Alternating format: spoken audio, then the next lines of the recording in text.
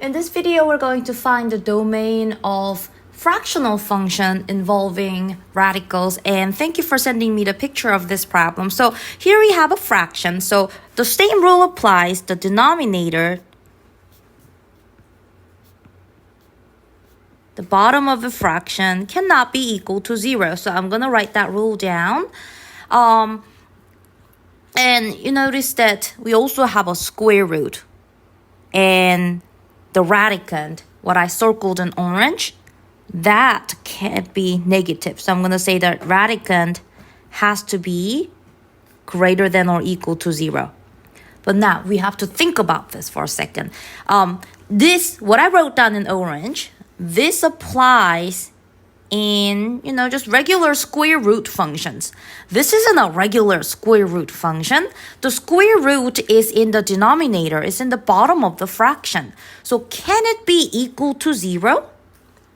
Not really, right? So this is a special case. We always say that radicand just has to be greater than or equal to 0. It can be positive or 0, but not this case. What we're gonna have to do is, look, I'm gonna get my eraser and get rid of this. I'm sorry about my baby.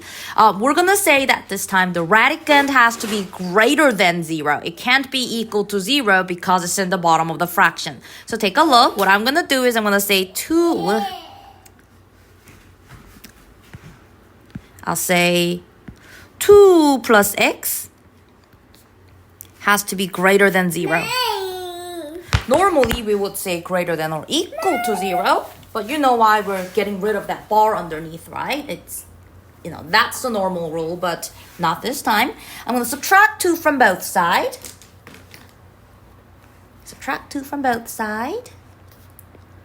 And what we will get is x has to be greater than -2, and that is the domain. But they want you to use the interval notation. So I'm going to sketch it so that I can convert it into a interval notation, okay? So -2 with an open circle because it says greater than, not greater than or equal to.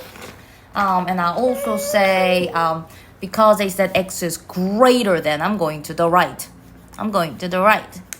Therefore, the interval notation will be from -2.